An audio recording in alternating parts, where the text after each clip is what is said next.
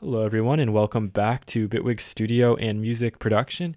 This is lesson 5.36, and in this lesson we're going to talk about solid state distortion, which doesn't use any tubes at all, and there's a reason for that. So although everybody loves the sound of tube distortion, you hear it all the time on many classic records up to the records of today, but tubes are very fragile.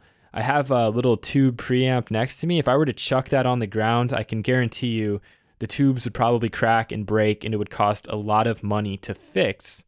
Now, guitar players definitely love the sound of dirty and grimy distortion like you can get with a preamp, but they also wanted something that was a little more flexible, and that's where we have some of these famous stomp box pedals. And these guitar effects pedals are almost all famously solid state. And these are going to typically hype more of the odd harmonics. They'll all do things a little bit differently with what's going on with the even ones, but there are some that famously try more or less to recreate the sound of tube distortion, and some kind of do their own thing and stick to the odd harmonics only. A famous example of this is the Proco Rat. It just has 3 simple knobs, and we can see from the inside no tubes to be found. So in this case, we have solid state technology. It heats up and it distorts differently than what we'll get with a tube. So let's check that out, see where things fall on the frequency spectrum. I have this free plugin here, the R47. The R47 is basically an emulation of the Proco Rat, and it sounds pretty similar, but you can also buy one of these in hardware. They sell a lot of them and they're really cheap. And again, if you have an extra input output, you can just plug it in and get some analog sound very easily. So let's turn the drive all the way down. I have the filter all the way open, and we can put the volume back to default here. And let's see where our harmonics are going to hype up here on the span.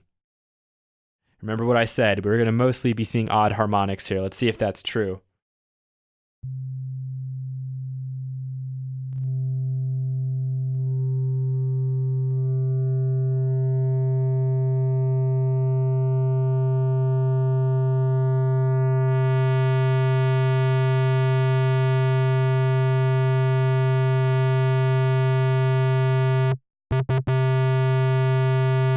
So there you go. We can see more of a hype on those odd harmonics. It is doing something interesting with the even ones, but we're mostly focused on that 1, 3, 5, 7, 9, 11th relationship to our fundamental.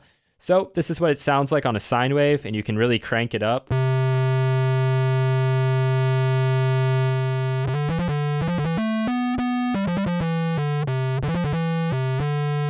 And remember, this is what it's doing to a sine wave, so imagine what this does to one of your full-blown patches.